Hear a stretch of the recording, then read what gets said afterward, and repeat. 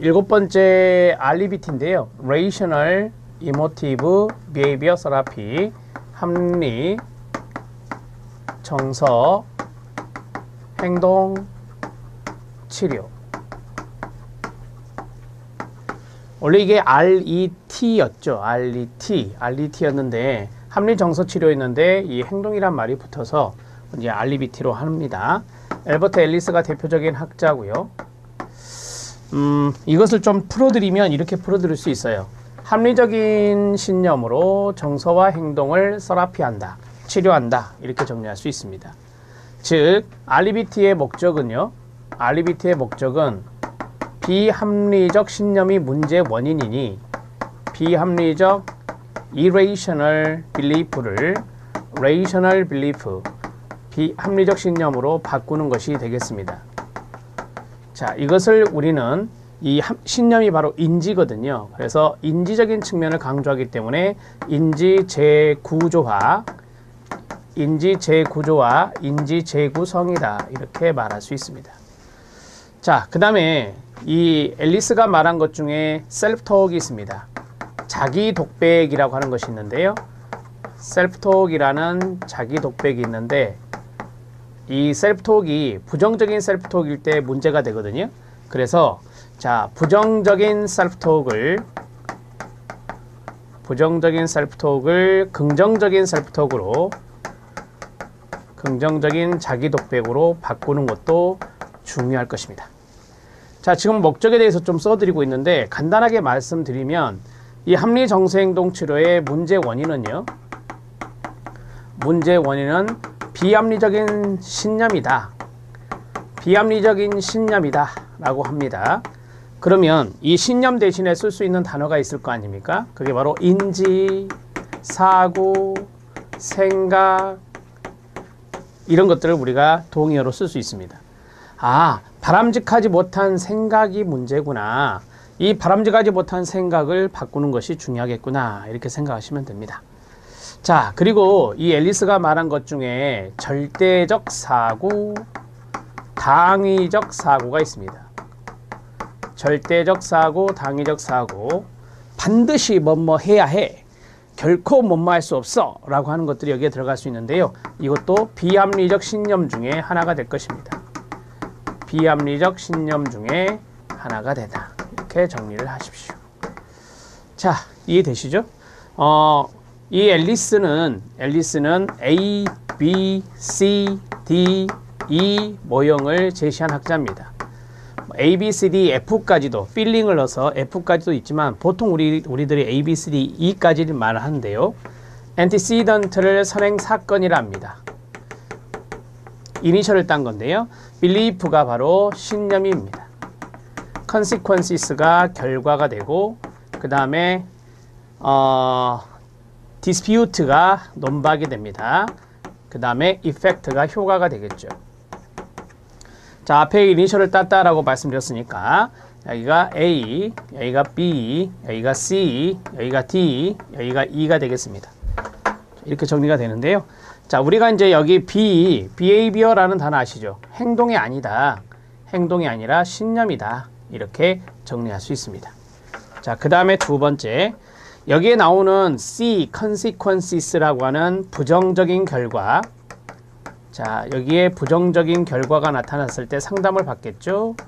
이 부정적인 결과의 원인은 무엇이냐라고 하는 겁니다. A가 여기에 대한 원인이 아니라는 것이죠. 그럼 무엇이 원인이냐? 바로 이것이 원인입니다. 이 비합리적 신념이 바로 원인이 된다, 이렇게 정리하시면 돼요.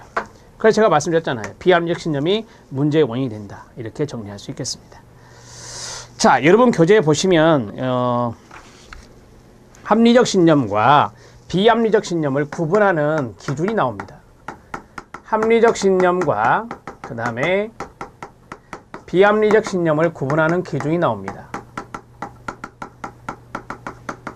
자, 이 기준이라고 했을 때 우리가 암기법으로 제가 좀 넣어드렸는데 논현동파 융실이, 이런 식으로 외우셔도 됩니다. 자, 논현동파 융실이. 자, 제가 밑줄을 치겠습니다. 하나, 둘, 셋, 넷, 5가지. 여러분들 교재 보시면 노년동파 융시력에서 그 도표가 하나 있습니다. 도표가 하나 있는데 치료 절차 다음에 보면 도표가 하나 있습니다. 이 도표에서 노는 논리성에 입각해서, 그 다음에 현실성에 입각해서, 그 다음에 파급 효과적인 측면에서, 그 다음에 융통성 측면에서, 그 다음에 실용성 측면에서, 이렇게 우리가 뭐 실용성을 효용성이라고 하지만 이렇게 해서 정리를 좀 하시면 됩니다.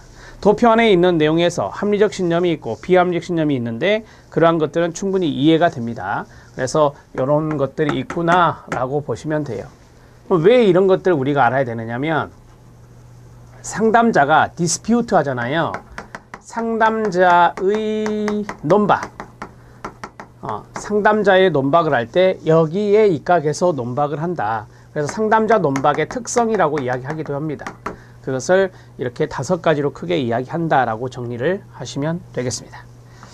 자, 뭐 이 정도만 정리를 하시면 여러분들 교재에 있는 내용들은 충분히 이해가 되지 않을까 싶습니다.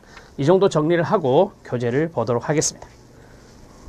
제 7절입니다. 박스를 먼저 보실까요? 좀 더 편하게 보세요. 필요한 부분들은 제가 다 팁으로 좀 더 적어 드릴게요. 인지적 정서적 상담은 자기 파괴적 비합리적 신념을 줄이고 끊어야 되겠죠. 현실적, 이성적, 생산적, 합리적 삶을 살아가게 도와주는 데 목적이 있습니다. 상담자와 내담자의 인간적 친밀함이 필수인 것은 아니지만 대개 이제 인간적인 친밀함을 많이 강조하는 것은 인간 중심 상담에서 많이 그러는데요. 상담자는 교사 동그라미. 그렇습니다. 여기 있는 알리비티는 교육적인 접근을 강조해요. 교육적인 접근을 강조한다. 그래서 뭐 우리가 이제 비합리적 신념이 보였다면 거기에 대해서 합리적 신념으로 훈련을 해야 돼요. 합리적 신념으로 바꿔줘야 되거든요. 그래서 거기 나온 대로 교사와 같은 역할을 한다라고 합니다. 상담자는 교사의 역할을 하게 된다. 이렇게 정리하시면 되죠. 자, 그 다음에 내담자는 자신의 문제에 대한 통찰력을 얻고 자기 패배 또는 자패배적인 행동을 변화시키는데 능동적으로 행동해야 합니다. 인지적 정서적 상담의 대표적인 학자는 엘버트 앨리스와 아론 백이 있습니다. 자, 우리가 여기에서 이제 하나 기억해야 될 것이 또 하나 있습니다. 기법을 쓸 때 저기 알리비티에서 좀 느낌이 와야 돼요. 인지도 고려하고 정서도 고려하고 행동도 고려하기 때문에 알리비티는 다양한 기법을 활용한다는 것입니다. 다양한 기법을 활용하는데 인지적 기법뿐만 아니라 정서적 기법뿐만 아니라 행동적 기법까지 활용한다는 것을 기억하십시오. 인간관입니다. 알리비티에서 인간은 선천적으로 합리적으로 될 잠재성과 함께, 여기서 끊어주세요. 비합리적으로 될 잠재성도 가지고 태어난다. 그래서 인간은 비합리적 신념을 할 수 있는 것이죠. 비합리적 신념을 생각할 수 있어요. 자, 특징은 인간의 인지나 생각이 심리장애의 주요 원인의 하나라는 개념에서 출발합니다. 중요한 키워드가 뭐죠? 인지나 생각, 그 자리 밑줄. 인간의 사고 과정을 수정 변화시킴으로써 정서와 행동장애를 없애는 접근 방법이다. 잠깐 보세요. 자, 이 신념을 합리적으로 바꿔서 정서와 행동을 치료한다라고 했으니까 거기서 중요한 키워드는 뭐냐? 사고 과정의 수정. 이게 중요한 거예요. 거기 밑줄. 인간 행동에 대한 과거 사건의 영향력보다는 현재, 동그라미, 현재에 초점을 둡니다. 앨리스는 상담이 내담자의 행동을 의도적으로 변화시킨다는 관점에서 상담을 교육 방법으로 파악합니다. 교육 방법이 바로 이거예요. 교육적 접근을 이야기하고 있는 것입니다. 자, 여기에서 시점이 나왔는데요. 여기 알리비티는 단기 상담에 해당됩니다. 그리고 현재를 강조한다. 단기이면서 현재를 강조하는 상담이 바로 알리비티다. 이렇게 간단하게 노트하시기 바랍니다. 자, 이제 기본 가정이 있습니다. 어렵게 생각하지 마시고요. 정서장애는 생활사건 자체가 아니라 그 다음에 가로, 여기 ABCD 생각하세요. 사건에 대한 왜곡된 지각, 다른 말로 비합리적 신념, 왜곡된 지각에서 비롯되며 이것의 뿌리에는 비합리적이고 자기 패배적인 신념들이 깔려 있다고 합니다. 그래서 정서장애가 나타나고 행동에 문제가 나타난다 이거죠. 치료는 어떻게 하면 될까요? 비합리적 신념을 끊어요. 합리적이고 생산적인 것으로 대체하는 작업이 된다. 여기 나왔잖아요. 비합리적 신념을 합리적 신념으로 바꾸는 것이 목적이 될 것이다. 자, 2번. 비합리적 사고를 유발하는 원인은 다양하겠죠. 끊어요. 유전적이거나 환경적인 것을 포함한 다양한 요인들이 비합리적 사고와 정신병리를 일으키는 원인이라고 봅니다. 인간은 스트레스에 대처하기 위해서 스스로 다짐, 혼잣말이라고 하는 자기독백, 셀프톡이 나왔습니다. 셀프톡을 배우게 되면 이것이 비합리적이고 패배적이면 당면한 문제를 더 복잡하고 어렵게 만듭니다. 그게 바로 뭐냐? 부정적 셀프톡입니다. 따라서 긍정적인 자기독백으로 바꿔주는 게 중요합니다. 비합리적 신념이나 자기독백은 평소에 반복해서 학습된 것이며 이는 거의 자동적이고 확산적으로 나타난다고 합니다. 자기 패배로 이끄는 비합리적 신념의 사례, 별표 하나 이런 것들이 시험에 등장했었죠. 뭐뭐 해야만 해 이런 것들이 must, should 이런 건데 그러한 것들이 바로 비합리적 신념의 대표적 사례가 됩니다. 제가 밑줄 친 부분을 잘 보시면 됩니다. 주위 모든 사람들로부터 반드시 동그라미 사랑과 인정을 받아야만 한다. 비합리적 신념입니다. 가치 있다고 여겨지기 위해서는 완벽할 만큼의 밑줄, 완벽할 만큼의 유능하고 적절하며 성취적이어야만 한다. 비합리적 신념입니다. 과거의 경험이나 사건은 현재의 행동을 결정하고 끊어요. 사람은 과거 영향에서 결코 벗어날 수 없다. 네, 벗어날 수도 있죠. 벗어날 수 없다 결코. 이런 것들이 바로 비합리적 신념이 됩니다. 결코 뭐뭐 해서는 안 돼. 결코 뭐뭐 할 수 없다. 반드시 뭐뭐 해야 한다. 완벽해야만 한다. 이런 것들이 바로 다 비합리적 신념의 사례로 잘 나옵니다. 주요 개념의 자기독백부터 나옵니다. 모든 정서적 문제의 주요 원인이 그 상황에 대해 스스로 말하는 것을 자기독백이라 하죠. 셀프톡에 달려있다고 전제하고 자기독백이라는 자체가 비합리적 신념에 의해서 이루어졌을 때 부정적인 셀프톡이 되겠죠. 그래서 문제가 되는 겁니다. 합리적 신념은 문제가 되지 않습니다. 합리적 신념은 행동을 합리적이고 효과적으로 통제하는 것으로서 다른 사람과의 불필요한 갈등을 피하고 편안한 감정을 느낄 수 있도록 하는 신념이 바로 Rational Belief입니다. 그럼 반대말인 비합리적 신념은 문제가 있는 것이죠. 거기 3번 별표. 1번 안정된 삶을 방해하고 정서적 사회적 문제를 야기하는 비합리적 요소입니다. 항상 남으로부터, 항상도 동그라미 쳐야 돼요. 항상 남으로부터 사랑과 인정을 받아야만 한다. 이것도 비합리적 신념입니다. 자신은 언제나 성공적이어야만 한다. 이것도 비합리적 신념입니다. 이러한 당위적 사고는 비합리적 신념 중에 하나입니다. 여기 나오죠. 절대적 당위적 사고는 비합리적 신념 중에 하나가 됩니다. 당위적 사고는 must의 개념으로 뭐뭐 해야 한다. 결코 뭐뭐 할 수 없다. 등이 여기에 들어갈 수 있습니다. 성격 형성은 참고하셔도 됩니다. 인간은 어떤 사건이 일어나면 자동적으로 익숙한 자기독백, 셀프톡을 보이게 되고 이것이 반복되면서 태도, 가치, 신념을 형성하게 되고 자아개념에 영향을 주겠죠. 전반적인 감정과 행동을 결정하게 되는 것이 성격이라고 합니다. 자, 치료 절차가 있는데요. 치료 절차에서 대표적인 게 요거라고 보시면 돼요. A, B, C, D, E 이렇게 정리하면 되는데요. 자, 치료 절차에 1번 절차가 나와 있는데요. 비합리적 신념을 먼저 규명해야 되겠죠. 이를 보다 합리적인 생각으로 바꾸는 게 중요한데요. 자, 우리가 이제 여러분들이 만약에 RBT의 치료자라고 가정해보고 한번 생각해 보세요. 첫 번째 뭐 해야 됩니까? ABCD에 대해서 설명해 줘야 되겠죠. 그래서 RBT의 기본 철학, 논리를 내담자가 믿도록 설득하는 게 필요할 것입니다. 자, 그 다음에 두 번째, 면접 과정에서 내담자의 자기 관찰, 그 다음에 치료자의 반응을 통해 비합리적 신념을 규명해야 됩니다.